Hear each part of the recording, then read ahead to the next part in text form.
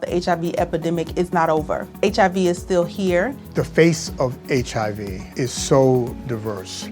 The biggest thing to reduce HIV stigma is just to talk about it. Testing and PrEP and HIV treatment and how effective it is today. Undetectable equals untransmittable. Whether you're positive or negative, there's not a wrong door. Whether it's testing or whether it's treatment, do it for you, Montgomery County. Learn more about HIV testing, treatment, and prevention at doitforyoumc.org. Jazzcast Pros. We look at June 19th, 1865, when he arrived in Galveston, Texas. And he announced that they were now free. The Civil War had ended. And so that moment, that June 19th, 1865, is what we call Juneteenth. And so today I want to talk a little bit about the Juneteenth celebration in Buffalo, and also talk about how we're all still processing what happened on May 14th. You know, the presence of what happened will be with all of us as we gather in that park. And so today, my guest is no stranger to our community, Brother Ras Jomo. But today we're going to talk a little bit about his role as a leader in the Juneteenth movement, and have him share his reflections on what's going on this year with Juneteenth and where we are as a people here in Buffalo, New York in the year 2022. We have to get our white brothers and sisters to recognize and understand that our liberation does not pose a threat to their existence, right?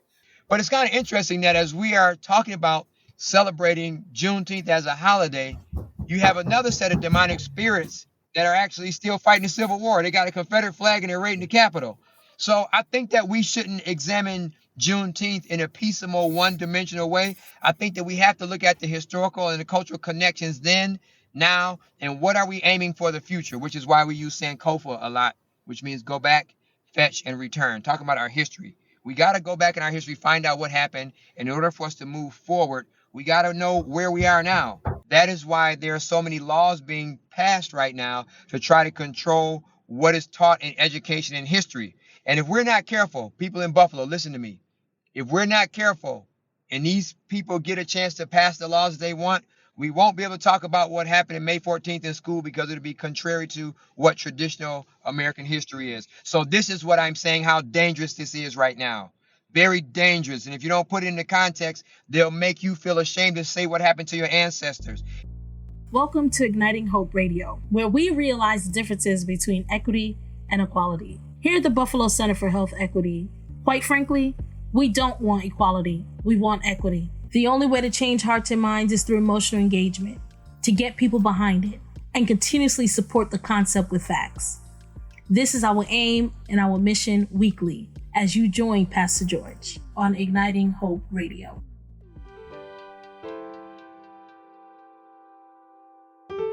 Greetings, this is Pastor George Nicholas, chair of the Buffalo Center for Health Equity, and you are tuned in to Igniting Hope podcast. This is a podcast that comes out of the work that we've been doing with the African American Health Equity Task Force, the Buffalo Center for Health Equity, and working on eliminating race-based health disparities. We don't believe that the fact that you're African American living in the city of Buffalo should be a determining factor or for your health outcomes. And we know that the data shows that people living in certain communities are at higher risk for chronic diseases, heart disease, cancer, diabetes, asthma. And it's all because of the social determinants of health, your lived conditions. And one of the things that drives the social determinants of health is racism, structural, historical, institutional, anti-Black racism, which has been part of the American story from its inception. And so what happens is when institutional and structural anti-Blackness, racism is not addressed, it just grows and it gets passed from generation to generation. And one of the sad things that we see here, even birth outcomes that, African American women in our communities having much worse birth outcomes than white women who don't live in our community. And even Black women with education and access to resources are still having struggles with maternal health and birth outcomes. And that's our system. That's what systemic racism does. And one of the genesis of this kind of systemic racism in the American Republic was the institution of enslavement, right? Starting in 1519 and around that time, enslavement of African people brought to South and Central America, and then moving into 1619 into North America, and from that period, just the enslavement of African people has created just this constant cycle of pain for our people.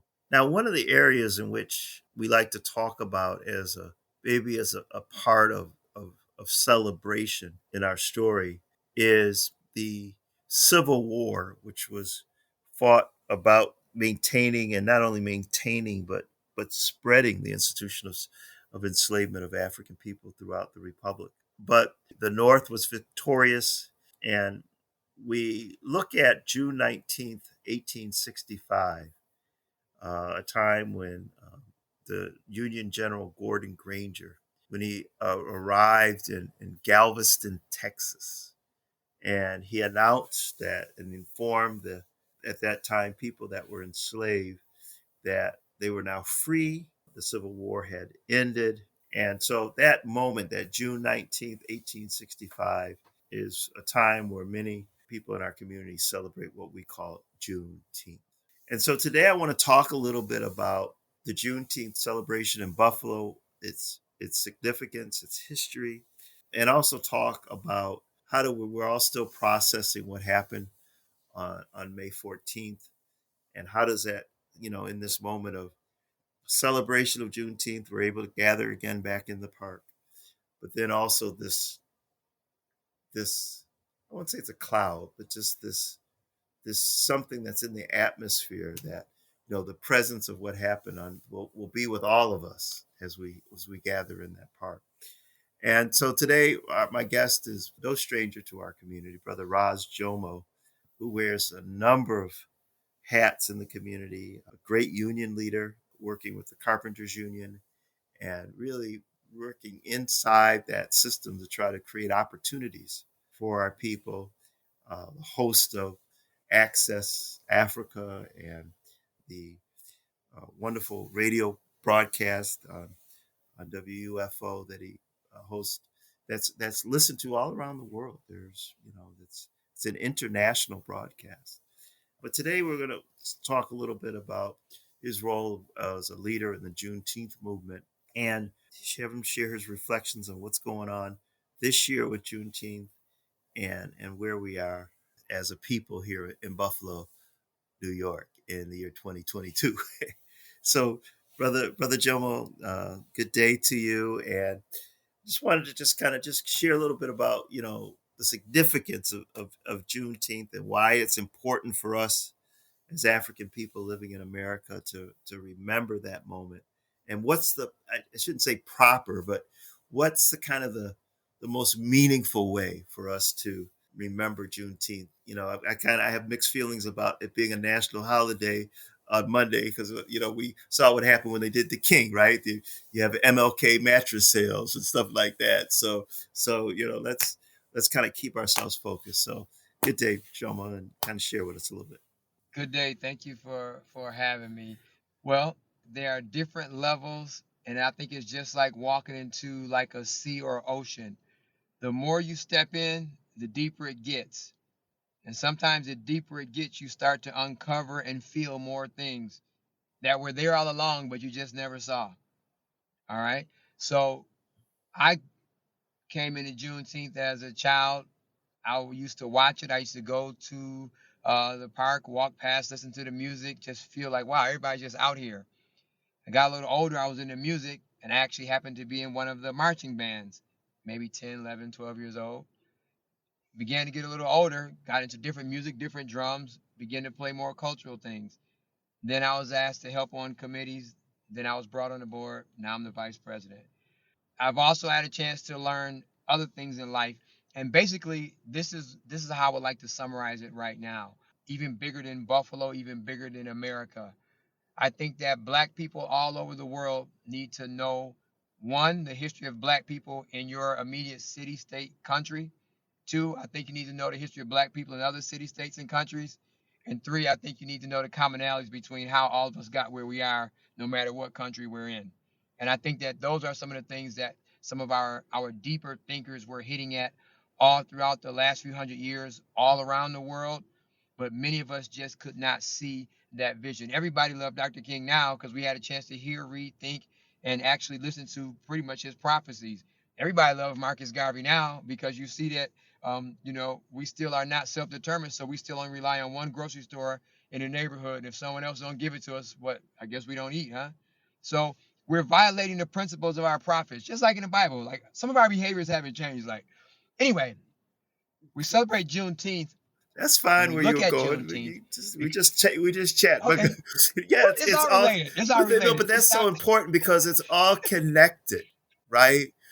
Our, Oh our, yeah. our Oh yeah. thinking, our spirituality, our behavior, you know, our lack of understanding of our history and our own identity as African people living in America.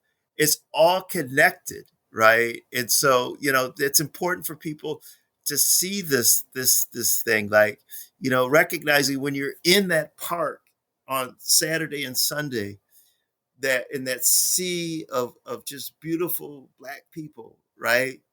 That there is a connection, a divine connection that's present. And we got to learn how to tap into that. Yeah, how to get it ignited, that hope, that spirit. The story in America is like one of the final chapters.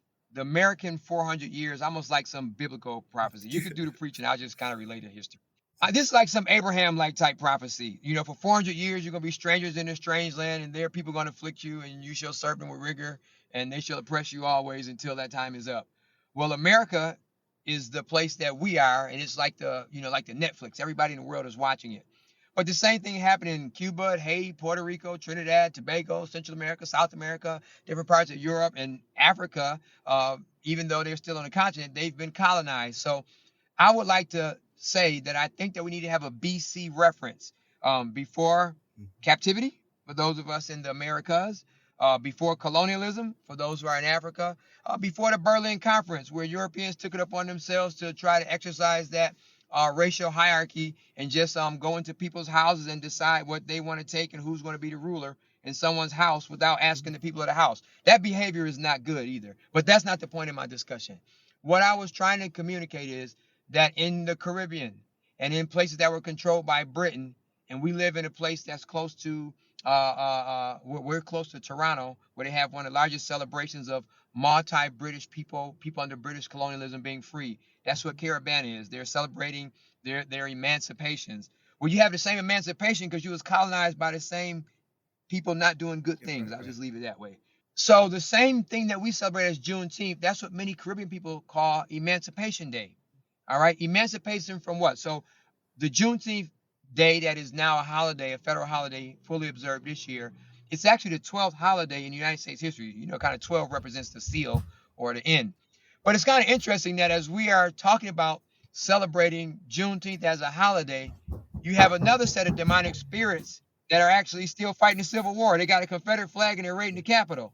So I think that we shouldn't examine Juneteenth in a piecemeal, one-dimensional way. I think that we have to look at the historical and the cultural connections then, now, and what are we aiming for the future, which is why we use Sankofa a lot, which means go back, fetch, and return. Talking about our history. We got to go back in our history, find out what happened. And in order for us to move forward, we got to know where we are now.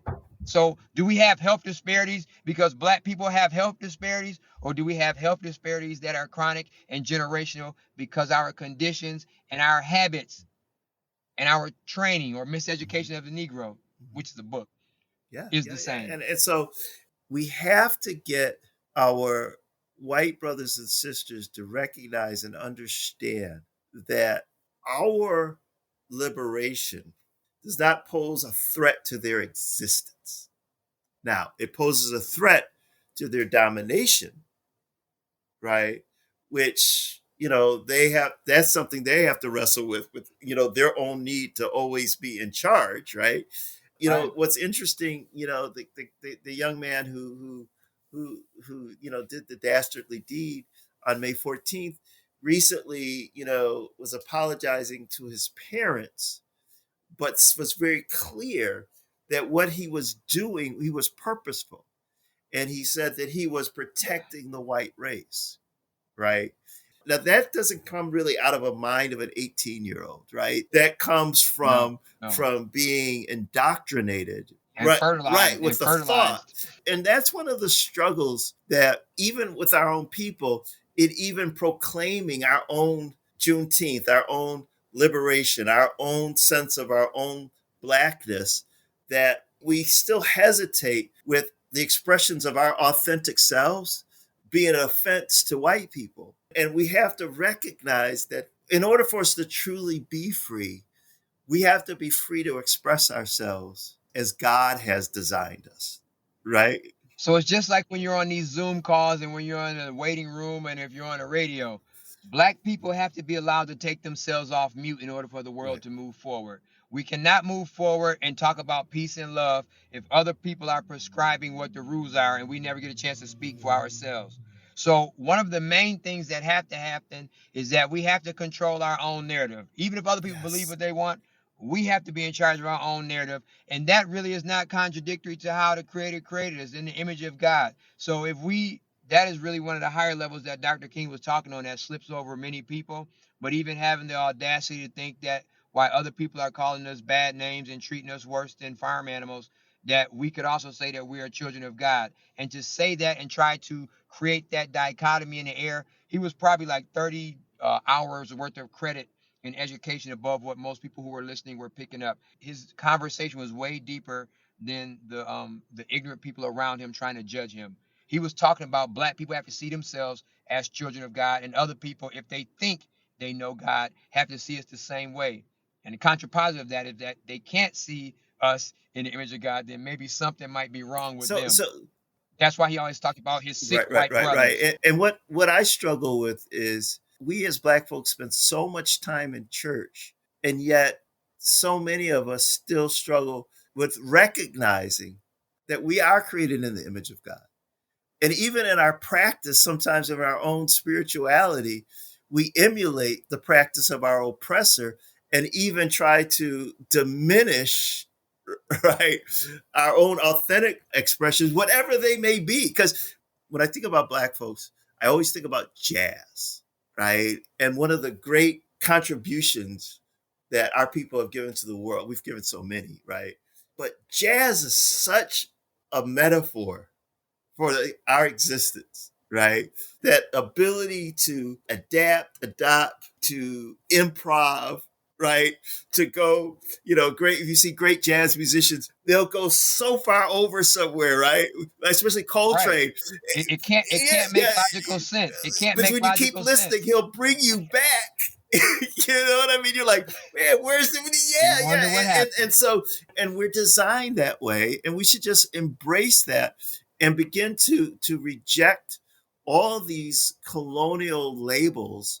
Even when we start talking about one of the things I hate now is sometimes even amongst our own people, we talk about, well, you got to act professional, and I said, oh, okay, that help me understand what that means. And to a lot of people, acting professional is really mimicking the behavior that we see of white folks. But then they don't really know because, God has blessed me to be in a lot of spaces where I've been in rooms where, important rooms, I guess, where I've seen white folks just act completely a fool in boardrooms and all this other.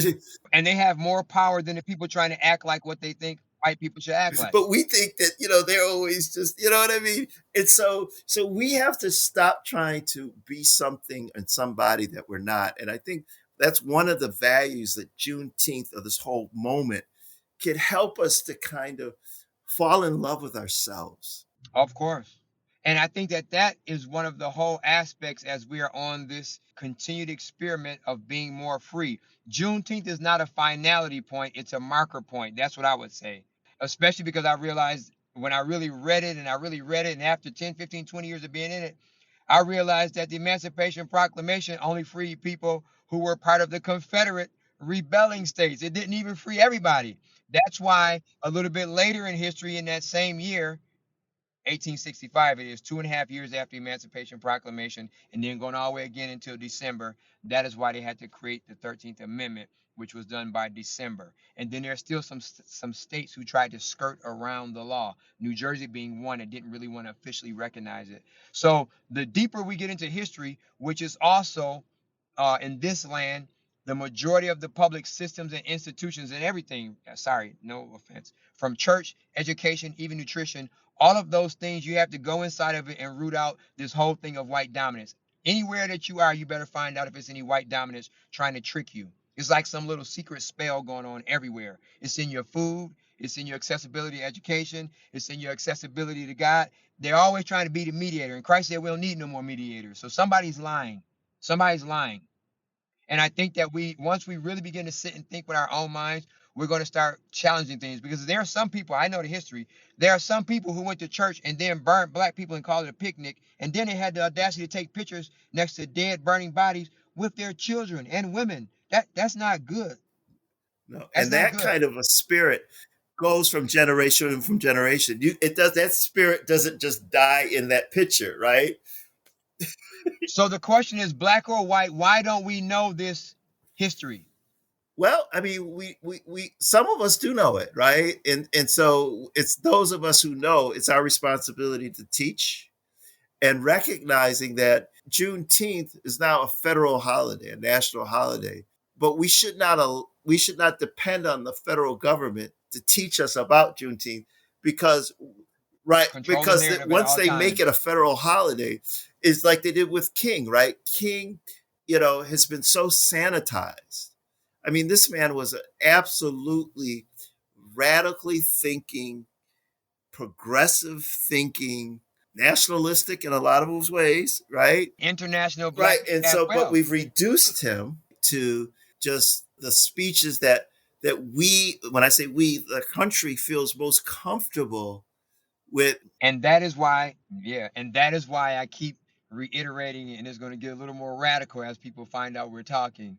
Controlling the narrative, because many people have set up a narrative where King is stuck in a dream, and what he is communicating and where do we go from here, what he is communicating in the last few years, it makes the things that we thought about Malcolm X seem harmless, because his words are very poignant, they're very clear, and they are very damaging to the white structural paradigm that we all live in. So as long as they can hold back King into the dream and control it. So what I was saying politically is that is why there are so many laws being passed right now to try to control what is taught in education and history. And if we're not careful, people in Buffalo, listen to me. If we're not careful and these people get a chance to pass the laws they want, we won't be able to talk about what happened in May 14th in school, because it'll be contrary to what traditional American history is. So this is what I'm saying, how dangerous this is right now.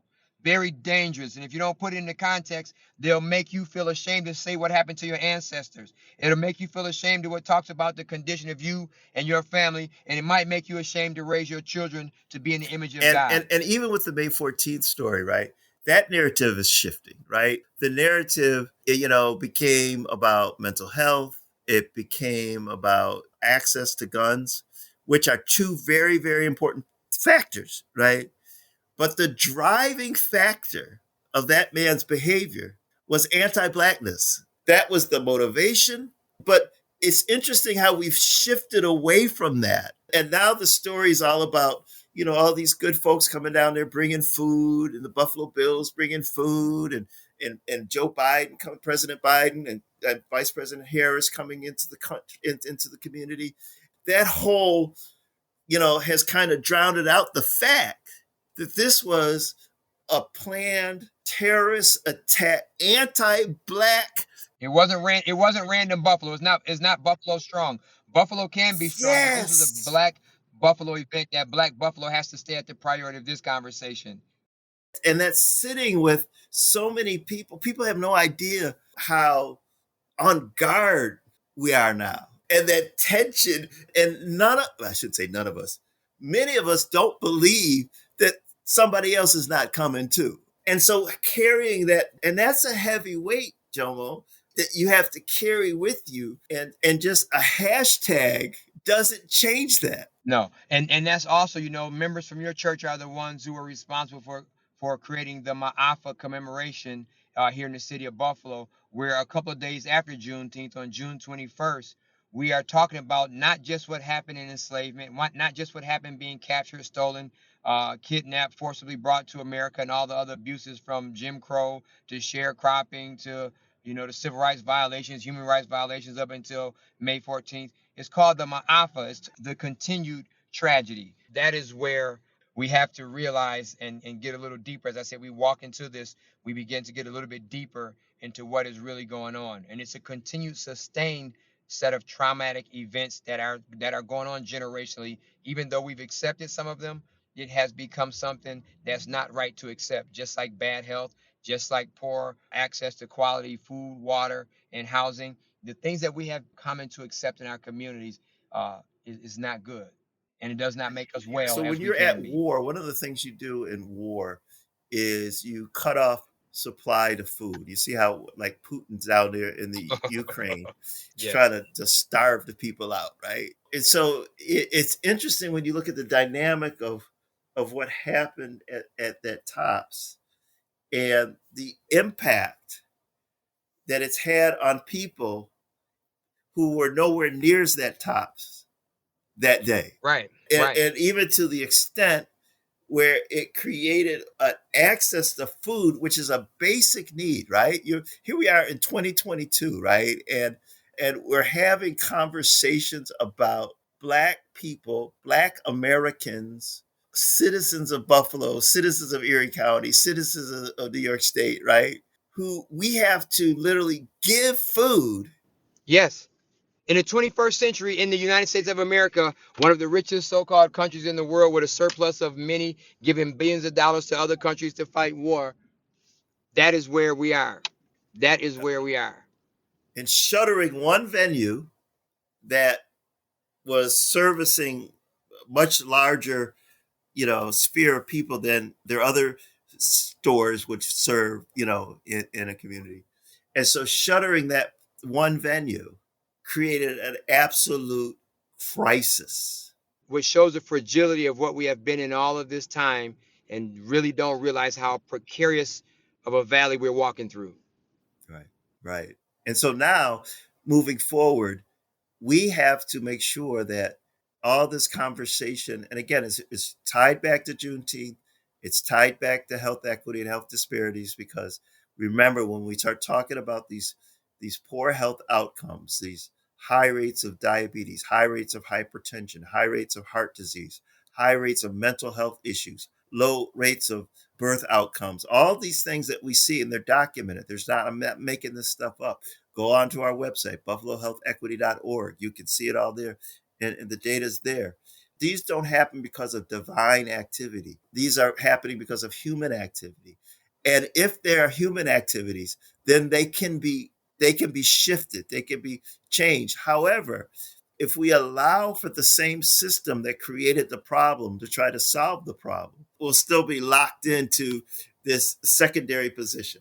And we'll be maintaining the systems that enshackle us, which goes back to why we talk about Sankofa. After we study the history, we should be trying to soberly find out, where are we going to go from here based upon what has happened to us from our own perspective. That is my main idea in trying to participate and trying to bring so many things in Juneteenth, and also taking time to recharge our minds, our energy, and our spirits. Because if your spirit and your hope is not ignited, you won't be able to fight the mission, or you won't be willing to do the work. The work is not these 30-minute calls that you and I have, and the sermon in the church. The work is what takes place the other 6 days and 23 hours. Right. And many people don't have their culture their spirituality and their daily life connected. And that's another trick that the European based systems have done. It has removed us from the responsibility of doing divine things in flesh continually, relieving the poor, looking out for widows, looking out for the fatherless and the motherless. Those are responsibility things I think that we are practicing to perfect. And without putting black face or black and brown bodies on our prayers and our mission, it seems like we pray and we pray and we think about doing things for others, and we don't think about loving and mastering how to build better relationships with our brothers and our sisters. It's like under our form of religion, we have mastered loving an enemy and we hate ourselves. Yes, yes, yes, yes. And knowing too that when you hate yourself, you're really saying that you hate God. But that's we're gonna Right, go into it. right. So Oh we're gonna no, get. no. Yeah, because We don't have time. We run out of time, but we'll okay, sorry. we'll I come told you back to that. reel me in like a Yeah, fisherman. no, Reel me no, no, back no. in. So we just want to encourage people to uh, Get a little deeper. Just go as deep as you are. Wherever you are, just go a little deeper. Wherever you are. and let your conscience, let your spirit, your conscious man or woman, let it drive for a little while. Yes.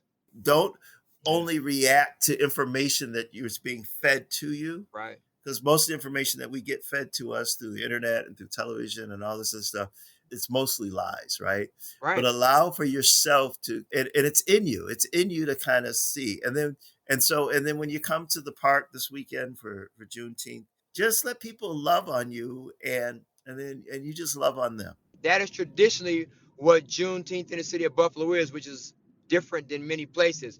People from all over America and now the world, as you know, come to the city of Buffalo to find out what we're doing. And once they get a little bit of it, they can go to any city they want and say, wow, there's no place that's doing Juneteenth like Buffalo. Even people from Texas. I'm driving, I see what's happening in the community. Red, black, and green flags all up and down Fillmore, red, black, and green flags in front of City Hall. All of those things represent a striving towards getting back to a more cultured, a more black-centered state of mind, more towards our own reference point. And I think that that is what's happening as we're getting deeper and deeper. We're starting to think for ourselves. Mm. Well, Ras Jomo, I appreciate you spending some time with us today on our Igniting Hope podcast. We're going to have you back on to talk about a lot of different things. One of the things I want to really talk to you about our next time we get together is the power of music, sound, vibration, and why we have to mentor and cultivate the next generation of musicians and artists. And there are a lot of artists that are uplifting and stuff like that, but we need more brothers and sisters using their artistic gift to celebrate the beauty of our people and speak messages of hope. And that is very important for the generations coming up to find their place in the rebuilding and healing of our people, because the musicians help usher that in. Yes, yes. So this has been a special edition of our podcast, Igniting Hope. We're coming up to, I want you to mark on your calendars, August 13th. August 13th, that's when we'll have our annual Igniting Hope conference. We have just a great lineup this year. And we're also building into our time together. We're going to do a community event on the 12th, the Friday night before, and then we're going to spend time together on the 13th. And really, we really want to hear and connect with people at the community as we talk about how we can really bring health and wholeness and wellness to all the people within our community. So that's our hope, our dream, our aspiration, and we're going to do that together. So this is Pastor George Nicholas signing off for today's podcast, Igniting Hope podcast. If you want more information about what we're doing, go on to buffalohealthequity.org, buffalohealthequity.org. And then when you go on to our podcast, we have all our podcasts listed up there. And if you could just share and like them, we have we're developing a good library of information for you. And if you have any ideas or some things about what we can talk about on our podcast, please just send us a message through our buffalohealthequity.org website, and we will certainly respond back to you. So thanks again, Brother Jomo, and thank you. We love you, all of our listeners. We love you more than you know. And so we just thank you for taking the time to be with us today. Thank you. Thank you. This has been Igniting Hope Radio Podcast. We thank you for tuning in for your weekly dose of hope. Western New York, national, and global listeners now have access to important content they need when they need it, at home, at their desk, or on the go. So please go and check us out. If you're not already following us on Facebook, you can follow us on Facebook at Buffalo Health Equity. That's at Buffalo Health Equity. If you're on Twitter, follow us on Twitter at Igniting H. And if you're on Instagram, please go over there and follow us at Buffalo Center for Health Equity 18. That's Buffalo Center for Health Equity 18. Until next time, stay healthy, stay safe, be well, and don't lose the hope.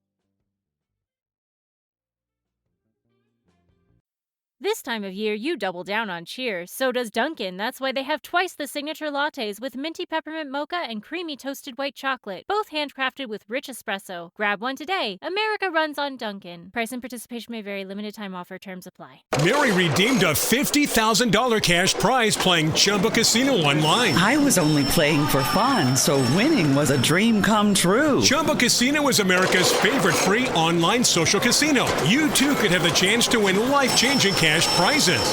Absolutely anybody could be like Mary. Be like Mary. Log on to ChumbaCasino.com and play for free now. No purchase necessary. Void where prohibited by law. 18 plus terms and conditions apply. See website for details. The voice in the preceding commercial was not the actual voice of the winner.